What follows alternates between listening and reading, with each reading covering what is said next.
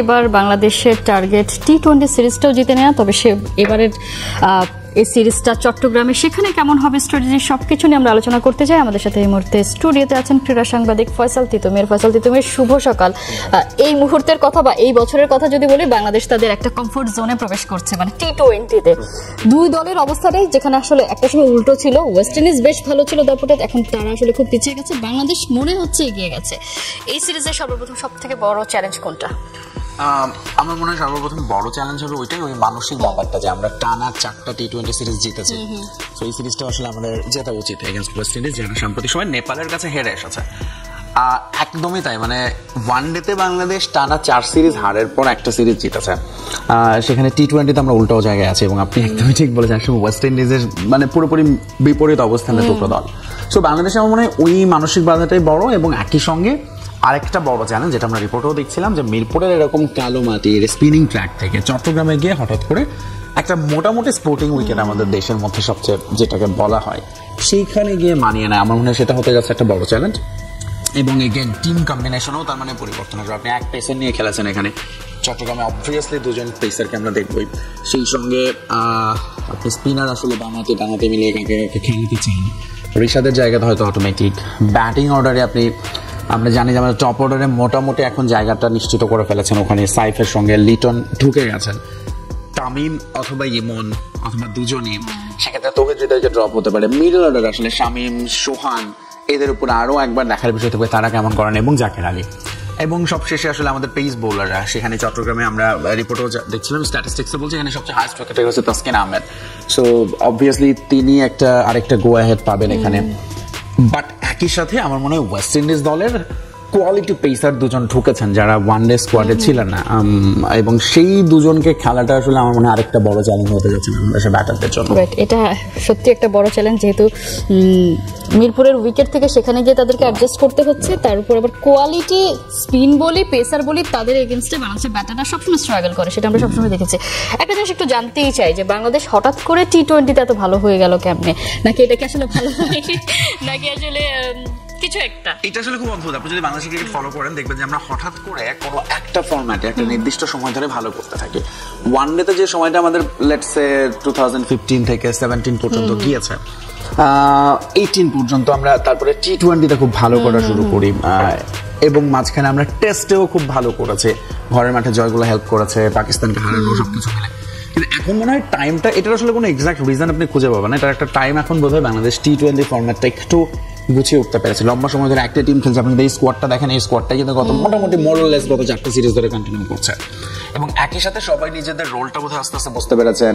একটা proper team combination Bangladesh মোটামুটি এখন খুঁজে পেয়েছে, যেটা ধরেন গত সিরিজ পর্যন্ত পরীক্ষা নিরীক্ষার মধ্য দিয়ে যেতে হচ্ছিল। তার আগের সিরিজ আমরা দেখছি টপ অর্ডারে ঘুরিয়ে ফিরিয়ে নাইমকে খেলানোর চেষ্টা করা হচ্ছিল, বাট এখন সে জায়গা থেকে টিম ম্যানেজমেন্ট সরে এসেছে। ফলে আমরা মনে হয় টি-20তে একটা স্টেবল জায়গায় আছি।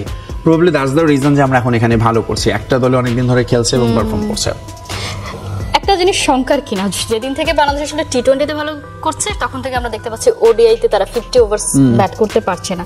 বাংলাদেশ আমরা আগেই দেখতাম যে টেস্টে তারা ভালো পারফর্ম করতে পারে, মানে টেস্ট শুরু হলে আমরা সবসময় একটা শঙ্কা প্রকাশ করতাম 5 দিন টেস্ট ম্যাচটা যাবে কিনা, কিন্তু ওডিআইটা তারা আসলে খেলতে পারতো, সেই জায়গা থেকে এখন 50 ওভার খেলতে পারবে কিনা সেটা নিয়ে আমরা আসলে কনফিউশনে থাকি। এটা কি এমন যে বাংলাদেশ আসলে এখন শর্টার, মানে মোস্ট শর্টার ফরম্যাটের দিকে বেশি আগ্রহী হয়ে উঠেছে, বা ইন্টেন্ট? ধরেন টি-20 ক্রিকেটে যখন আসলো, আমরা ওই সময় থেকে আমাদের এক্সপেকটেশন যে বাংলাদেশ প্রবাবলি এই ফরম্যাটটাই ভালো করবে, কারণ আমাদের আসলে অত লম্বা সময় যেহেতু টেস্ট আমরা ভালো করি না হিস্ট্রিক্যালি। কিন্তু টি-20তে আমরা আসলে ঠিক মনে হচ্ছিল যে আমরা এখন আমাদের রিদমটা খুঁজে পাচ্ছিলাম না, নানান রকম স্ট্রাগল পরিবর্তনের ভিতর দিয়ে যাচ্ছিল, কিন্তু এখন এসে আমরা সেটা খুঁজে পেয়েছি। বাট একই সাথে ওয়ানডেতে তো এটা একটা চিন্তার ব্যাপার বটেই, এবং এটার বড় কারণ হচ্ছে আপনার ধরেন দলের আমরা বলি যে মিডল অর্ডার নেই, এবং এটা না থাকার প্রভাবটা আপনি টি-20তে 20 ওভার গেম কোন একজন ব্যাটার লম্বা সময় খেললে আপনি হয়তো সেটা টের পাচ্ছেন না, বাট ওয়ানডেতে এটা আসলে টের পাওয়া যায় খুব প্রকটভাবে, এবং আমরা সবশেষ ওয়েস্ট ইন্ডিজ সিরিজেও সেটা দেখলাম। এবং সত্যিকার অর্থেই কথাটা হয়তো একটু মানে বলতে অনেক বেশি বলা হয়ে যাবে, বাট স্টিল এটাই বলতে হবে যে আমাদের আসলে ওই সিনিয়র ক্রিকেটারদের ওই জায়গাটা, মুশফিক, রিয়াদ এবং সাকিব, তাদের ওই জায়গাটা আসলে এখনো পূরণ করতে পারছেন না আমাদের তারপরে যারা আরো অনেক বছর ধরে ক্রিকেট খেলছেন এর মধ্যে তারা। ফলে ওয়ানডেতে আমরা আসলে ওই জায়গাটায় এখনো মিডল ওভারে আমরা কিভাবে অ্যাপ্রোচটা হবে, আর্লি উইকেট পড়ে গেলে ওই জায়গাটাতে যে আমাদের ইনিংস রিবিল্ড করা সেইটা হচ্ছে না।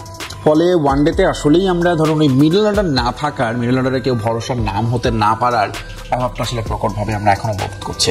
টি-20তে তো আমরা বলছি মোটামুটি হয়তো স্ট্যাবিলিটি পেয়েছে বাংলাদেশ দল, কিন্তু আসলে বড় প্রতিপক্ষের বিপক্ষে কি তারা আসলে সেই স্ট্যাবিলিটিটা দেখাতে পেরেছে? আমরা এশিয়া কাপে দেখেছি কিভাবে পাকিস্তানের বিপক্ষে আসলে ম্যাচটা হেরেছে, সেটা হয়তো এখনো আমরা এখনো সেই স্মৃতিটা মনে রাখতে পারি। সেই জায়গাটায় বা মানে এখন যে অবস্থানে আছে আমরা বলতে পারি কিনা আগামী বছর যে টি-20 ওয়ার্ল্ড কাপ আছে বাংলাদেশ মোটামুটি একটা ভালো রেজাল্ট করবে সেখানে? সেটা বোধহয় আপনার প্রসেসটা ঠিক আছে এখন পর্যন্ত। ধরুন আপনি বড় দলের বিপক্ষে যদি আপনি বলেন, বাংলাদেশ কিন্তু পাকিস্তান শ্রীলঙ্কার বিপক্ষে সিরিজ জিতে এশিয়া কাপে গিয়েছে, কিন্তু বাংলাদেশের ওই আরেকটা ব্যারিয়ারও আছে, mental barrier in global tournament, যেটা এশিয়া কাপ হোক, আইসিসি টুর্নামেন্ট হোক, ওয়ার্ল্ড কাপ, চ্যাম্পিয়ন্স ট্রফি, আমরা গিয়ে সেখানে ধরুন আপনি যদি হয়তো একই ম্যাচ আপনি দ্বিপাক্ষিক সিরিজে দেন, বাংলাদেশ ডেফিনেটলি ম্যাচটা হয়তো ওভার দ্য লাইন যেতে পারবে, কিন্তু বৈশ্বিক টুর্নামেন্টটা একটা মানসিক বাধার মধ্যে পড়ে যায়। ফলে আমরা সব সময়ই দেখা যায় যে এশিয়া কাপ, নিধাস ট্রফিতে আমরা বা ওয়ার্ল্ড কাপে আমরা এমন কিছু ম্যাচ আমরা হেরে বসে, যেটা আসলে আমাদের হারা উচিত না বা কথা না। এখন সেই জায়গাটায় আমি আবারও বলছি যে এই বাঞ্চ অফ ক্রিকেটারকে যদি টি-20 ওয়ার্ল্ড কাপ পর্যন্ত বাংলাদেশ যেহেতু কন্টিনিউ করতে চাইছে, প্রবাবলি তারা একটা প্র্যাকটিসের ভেতর দিয়ে যাবে, তারা একটা ওই মেন্টাল ব্যারিয়ারটা তারা অতিক্রম করার জন্য কাজ করবে। ফলে ওই এক্সপেকটেশন তো করাই যায় বাংলাদেশ টি-20তে আরেকটু বেটার ভালো কিছু আমরা করতে পারি, কিন্তু আপনার এই প্রত্যাশা, আপনি যে উত্তরটা দিয়েছেন যে গ্লোবাল টুর্নামেন্ট হলে আসলে প্রত্যাশা থাকলে সেটা আসলে আমরা হয়তো সেভাবে মেটাতে পারি না। প্রধান নির্বাচক লিপু দল দিয়েছেন, তিনি বলেছেন যেহেতু ওয়ার্ল্ড কাপ গুলোতে বা হচ্ছে টুর্নামেন্টগুলোতে 15 সদস্যের স্কোয়াড দিতে হয়, এখন থেকে বাংলাদেশ সেরকম ভাবেই দেবে, এবং যে কারণে সৌম্যবাদ পড়েছেন। সাইফুদ্দিনকে আমরা দেখেছি দলের সাথে চিটাগং গিয়েছেন, কিন্তু তিনি পরে জানতে পেরেছেন তিনি স্কোয়াডই নেই।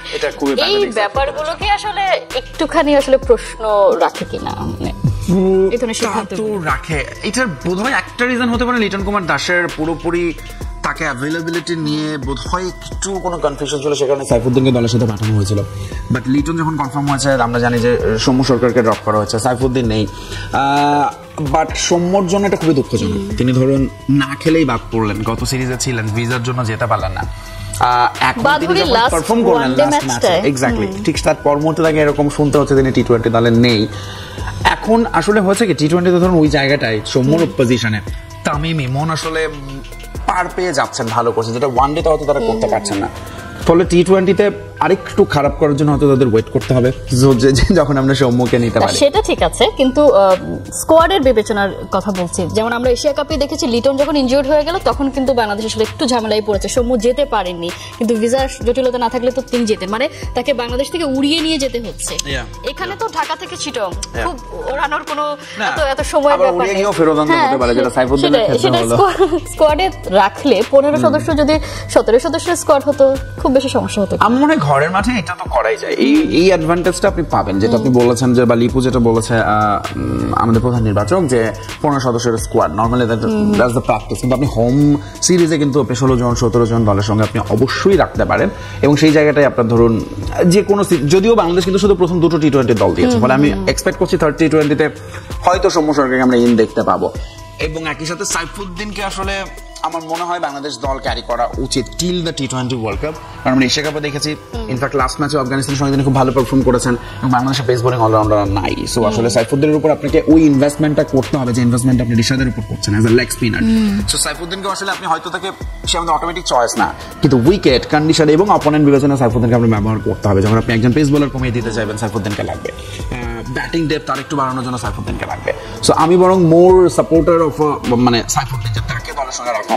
ও সৌম্য সরকার তো এখন আসলে দলের যে জায়গাটা নাইম শেখ ছিলেন, থার্ড ওপেনার আমাদের, সৌম্য এখন ঠিক এক্স্যাক্টলি সেই জায়গাটা আছেন। So he just need his moment. Probably third টি-20 আমরা দেখবো ফার্স্ট এবং সেকেন্ড টি-20তে যদি তামিম ইমনের কেউ খুব বেশি খারাপ করেন, তখন হয়তো তাদের একজনকে বদলে আমরা সৌম্য সরকারকে সেখানে দেখতে পারি।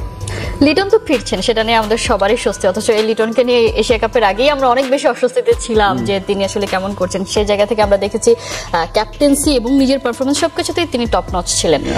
ইনজুরি থেকে ফিরেছেন, পারফরমেন্স নিয়ে আসলে এই জায়গাটা, কারণ একটা লম্বা ইনজুরি থেকে ফেরার পরে আমরা দেখি সেইভাবে মোমেন্টামটা খুঁজে পায় না, এই জায়গাটা একটু চিন্তার কিনা? কিছুটা চিন্তা, তুমি একদিক থেকে চিন্তা করলে আবার চিন্তা না। এই দিক থেকে সেটা হচ্ছে কোনটা, আমাদের যাকে এখন সবচেয়ে বেশি ট্রল হয়, জাকের আলী, তিনি অন্তত ক্যাপ্টেন্সি থেকে এখন সরে আসছেন, ফলে তিনি তার হয়তো প্রবাবলি তার সহজ হয়তো একটু চাপ কম হয়ে খেলতে পারবেন। এটা হচ্ছে একদিক। আর লিটন কুমার দাসের চিন্তা করলে আসলে তার উপর কোনো প্রেশার নেই, কারণ তার দলের অন্য ক্রিকেটাররা পারফর্ম করছেন, স্পেশালি তার জায়গাটায় মানে একাদশে মনে হচ্ছে জাকের আলী থাকবেন। তার উপর আসলে টিমের ম্যানেজমেন্টের আস্থাটা আছে, এখনো তাকে খেলাতে চায়, এবং উইকেট কিপিং আমরা সোহানকে এখনো দেখছি না, ফলে জাকের আলীর উপরই হয়তো আরো একবার থাকতে পারেন, যদিও ওয়ান ডেতে সোহান কিপিং করেছেন। লিটন কুমার দাসের কথা যদি আবার ফেরত যাই, তিনি আসলে অনেক বেশি তার উপর ওই রকম চাওয়া নেই যে এই ম্যাচে তাকে পারফর্ম করতেই হবে, তার উপর দল ডিপেন্ডেন্ট, যেটা হয়তো একসময় আমরা ছিলাম অনেক বেশি। সো লিটন আমার মনে হয় তার মতো করে ফ্রি অ্যান্ড ফ্লো খেলা উচিত, প্রেশারলেস হয়ে। শুধু ক্যাপ্টেন্সিতে হয়তো যদি তিনি ফোকাস করেন, এবং ব্যাটিংয়ে তার জায়গাটায় কেন বলছি, কারণ সাইফ হাসান আমাদের খুব ভালো করছেন, কনজিকিউটিভ আমরা দেখছি টানা তিনি ভালো করে যাচ্ছেন, ফলে সেই জায়গাটায় তার উপর প্রেশার একটু কমই থাকবে।